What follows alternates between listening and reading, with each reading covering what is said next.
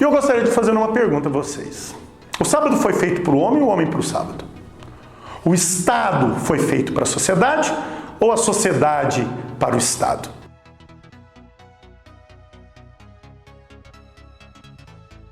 Parece que ainda nós não sabemos responder isso no Brasil.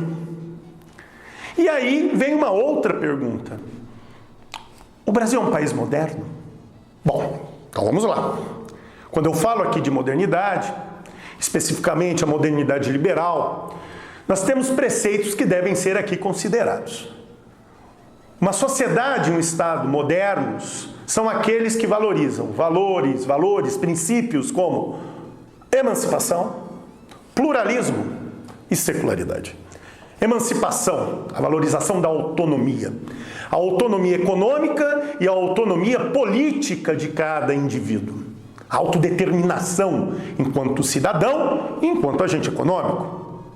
Pluralismo, defender a ideia de paridade na diferença. Não é porque eu faço parte de uma minoria ou, em contrapartida, não que acabo aderindo a um posicionamento majoritário, eu sou menos cidadão. A diferença é uma característica sagrada que enriquece a sociedade e isso tem que ser protegido pela tolerância, pelo direito de minoria, pelo acesso igualitário a bens públicos.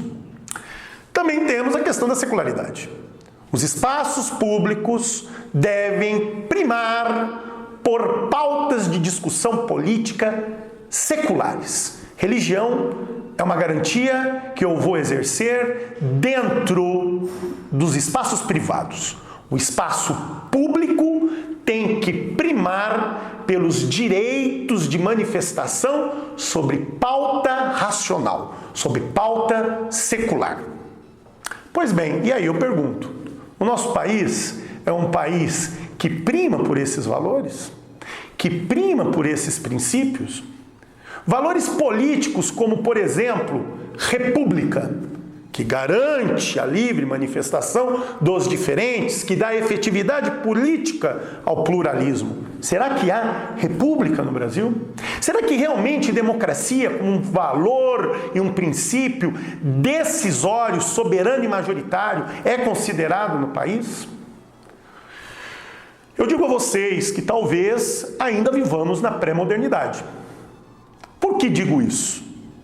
Porque ainda encontramos problemas sérios, fundamentos preocupantes, que vão de encontro, ou melhor, em oposição à modernidade. Como, por exemplo, corporativismo.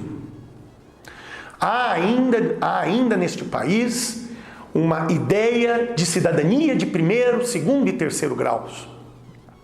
Observamos que ainda há de se falar aqui o quê? De grupos que se acham cidadãos de primeira categoria e cidadãos de segunda categoria. Sociedades estamentais que se acham privilegiadas no exercício e no acesso à coisa pública. Vejamos a questão de castas como a casta política, o estamento burocrático, ou até mesmo o estamento aristocrático no âmbito privado, ou o estamento, vamos dizer assim, empresarial, que vive às custas do favor do Estado. Vejamos como este Estado não está para servir a sociedade, mas está para se servir e servir estes donos do poder que não reconhecem a coisa pública como um bem de todos, mas um patrimônio pessoal a que devem se servir e gozar. O exemplo claro disso está no nosso regime político e no nosso regime tributário esgotado, decadente. Um regime tributário que se apropria do bem privado, desconsidera a importância da livre iniciativa, suga recursos para servir a quem? A si e aos seus. A si e aos seus integrantes, aos estamentos políticos e burocráticos. Me parece que esse modelo está chegando ao seu fim, por meio das manifestações políticas que ocorrem desde 2013. Desde 2013. Lembremos do movimento Passe Livre, tão pouco compreendido.